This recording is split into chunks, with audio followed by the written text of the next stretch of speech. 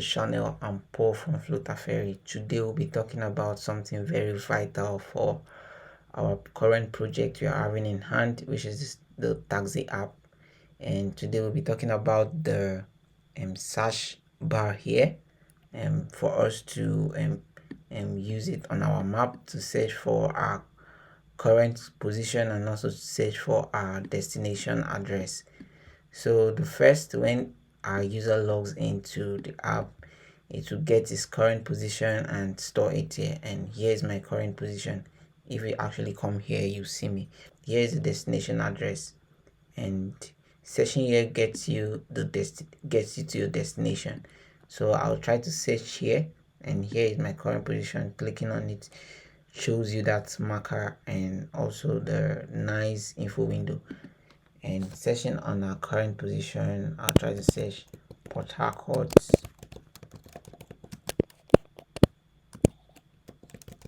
Nigeria. And okay, I'll try to get this. And good, so we can see it's here. So we have our current position, and we also have our destination, which is our last location we want to go. So clicking on this will show you Transmadi Port Harcourt. Clicking on this will show you our current position, also show you the minutes that will take you down to Transmadi, which is our destination position. So I'm very happy to bring this up to you guys.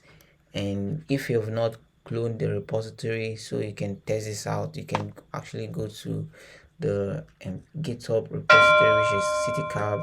You fork it here, and also you can give it a star. So that's all good. So let's get to the main code.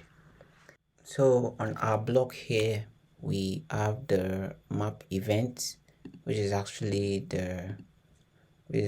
where all our events goes in. Like when we search, it's actually triggering an event. So we'll start from here. I'll start from here to explain my code. So I'll start from here to explain everything you need to know about this implementation I did. So I actually did it with block pattern, and on the future, in the future, I will switch it on, or actually do a separate video for provider so you don't get missed out. And here is the event that actually trigger a search when you search on a particular location. So, and here in our map state here, we have loaded search results, which actually gets list of address, and this has been called the constructor here. So in our block file here, we have the events. When this is called event is search address, and we'll call the search address here and pass in the query, which is actually a string. And whenever we use the map services get address from query, we pass in the query, which is a string, and we'll yield a new state, which is loaded search address result, and pass in map service instance map search address from here, just from here. So I'll go back to our block, and here is what actually do all the search we have here when we try to search. So just like we have here. So yeah, that's what do everything. And going to the get address from query. So here's the code that actually fetch our addresses and get it added to our search address, and we can get that to the UI here. So on the code here, we have query is query length is greater than 3. So if this is actually greater than 3, that's when it starts to make the network request. And if it's greater than 3 characters, and we add again. So that's when it's make a network request. So I'm using a delay here. So in my last video about search location, I actually use this method delay and delay run. So it's always be delaying this operation, and for every 2 seconds I'm using here, and the delay model here we have the int milliseconds, the action, and the timer. So using the timer here, so this should probably be timer is not null. Okay, yeah, it should be like this. And if it is not null, we cancel it. But if it is not, we set this and add the action here. So we are actually using the timer. And in our get address from query, which actually performs our search, we are using the location from address, and that is coming from the it's coming from the geo coding package or the geolocator, and it gives us a list of location. After awaiting it, and we look through the location, getting our place mark from coordinates, and which we are using from the location here, latitude and longitude, and we add that using our address model and add every required parameters in our address model. Here's what we have. We have the street, city, state, country, postcode, latitude and longitude, and polylines, which actually what you see when you click on a location. Yeah, the polylines here, and the latitude and longitude is actually positioned here in our map, and that is it. And the next is it gets added whenever we have a new place mark. It gets added to our address, to our search address, which is up here, is a list, and that is it. And if we experience any network failure or any problem, we print out fail to get address. So that is it. So let's go down to our UI to see how we actually do this. So in our UI here, I'll try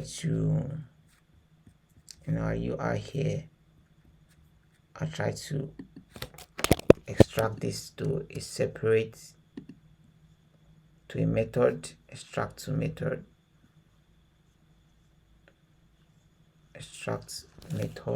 and I'll call it search bar, and I'll save that, and this is going to be a widget. So you can actually see it very well and visualize whatever I'm doing. So I'm using the safe area, so that's why we have it not in the notification tray area. And I'm using a container, and the decoration I'm using the white, and the border radius 6, gave it some border from box shadow, which is the shadow you see behind it here. And I'm using the column widget and the row widget, so we can see it here. The row we have the column here and the icon, the container and the icon, which is actually what you see here. So you can go through the code and see how it is. And in the search field, I have the expanded here, and the column have the focus on both city text field, which is the one up here and the one here. And whenever so I pass in the focus node here, so we can actually unfocus this at will, like trying to search here and clicking on this, we unfocus the keyboard, and that's it. So we can actually use that feature. And in the builder here, we actually have the loaded search address results. That's when we try to search, so this state is get called and this UI is being built.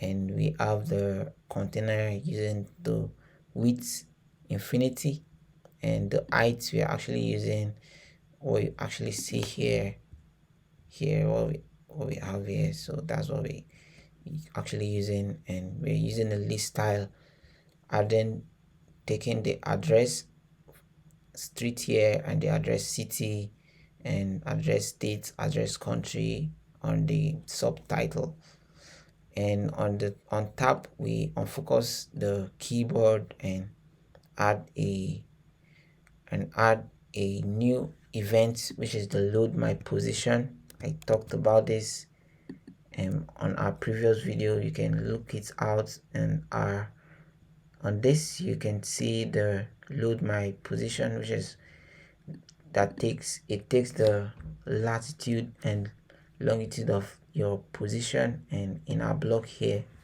when we have load my position, we load position here, and we check if latitude and longitude is not null, we use our current position. But if it is null, we'll use the get position, which we have in our map service here, that says get address from coordinate. We pass in the coordinates and actually clear our marker and also hide our info window, and get our icon, which is a circle pin, then pass it to our new marker here, and it's going to be the position, and return the address we get from here. And that is it for that. The next we have is the if current controller, address controller, which is what we have at the top here, is not null and the destination text is empty. That's what we'll do. Take our current address to update our current address controller with what we are getting here, which is the address, and we are also updating our current position on the map service, and also animating to camera. So when you see this, it's animate to the camera position. So clicking on this, it takes us down to here. So that's it. So I'll try to show you that. I'll take position that is actually longer, which is Lagos. From here to Lagos is more longer, and I'll try to search that.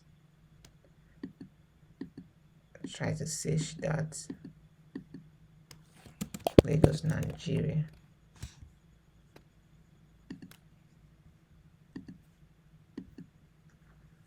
Okay, so here we have Lagos. I'll click on that. It animates to this position. So that's how good this is. And you can see from here to Lagos is, yeah, it will take me some time. Oh, I don't think this 20 minutes here can take me to Lagos. Okay, I'm going to check that, because if you take a look at the code here, it's a bit much. So I'm going to refactor this very well. So I'm just bringing this up so you can actually see the working of the search bar we have here for our map. So for the next, we have the if controller, current address controller is not empty, and the destination address is not empty, load route coordinates. So that's when we load our route coordinates, and here's the event for that. We get our start latitude and also get our end latitude. So in the address here, in the UI here, we have the add the events load route coordinate, which take in two arguments, start latitude and end latitude. So the start here and the end here, and that's what we get. And we'll take it from our current position, latitude and longitude, which is actually the address. If you look at it, address, and we'll take the address we get from when we tap on the list tile, and we get latitude and longitude. And going to our block, we have the load route coordinate. Looking at it, get route. So we go into get route here, get route coordinates, and passing the start event and start latitude and end latitude, and load the state, which is loaded routes. Let's go in there. You see the start address and also see the end address. And going back to our block here, we will go into get route coordinates. In our previous video I did explain this, and we're actually reading from the internet, from the Google API service, which we have the address API service, which have the base URL here, which is direction and JSON. So we go here and click here. Okay, so we have the end address here, which we are actually getting here, the end address. To get end address and add markers, so looking at here, we have the argument as start latitude, end latitude, and polylines if we have any. So here I explained this. Go to the last video I uploaded and you see that. So we, in the end address here, we get our end address. To get our end address, we add the marker, and the marker is actually going to be a pin, and we get our start address and add the marker, and it's going to be a circle pin, just like we have a circle pin and a pin icon here, and we return the end address. So that's what we have here, end address. So looking at that in our code here, you see in our state here, we have state is loaded current position, or its state is search results, or state is loaded routes. So in our route here, so if the state is loaded routes, we actually start doing this operation here.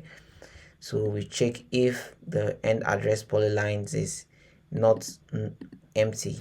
So if it is not empty, we use the polyline from the Flutter, from the Flutter polylines here. So we use this model. Going into it here, you see what we need to get passed in here. So we need a polyline ID, and we need a color, we need a width, and I'm using 5, and we need our points, which is the latitude and longitude.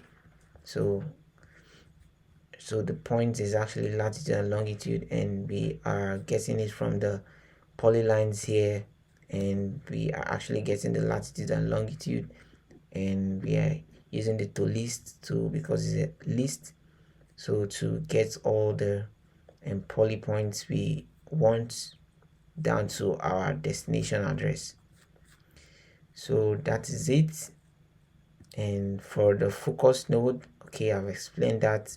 For the search address, whenever we try to search our address, so it's actually here on the on-change, we always add it here, and it gets triggered whenever we try to type. It get triggered, and also here it gets triggered, and also update our search we have here in the UI. So the search address, and from there we update our UI effectively. So you can see the effect on our map here. So I can search anywhere in the world. I can search anywhere in the world. I can search London. Okay, this probably going to take some time. Okay, let's just do this search and click on it. Okay, it's taking us down to London. Okay, yeah. Okay, so everything is working very well. So you can actually get the code is free, and this project is open source. You can contribute to this project on the provided part, or anywhere you see I'm doing wrong, and if you get stuck at the way, You can also always reach me at my Twitter handle at the Mekong, or you can actually leave a comment on this video, and I always check my video comments. So I can just check it and I'll help you out with it. So thanks for watching and see you next time.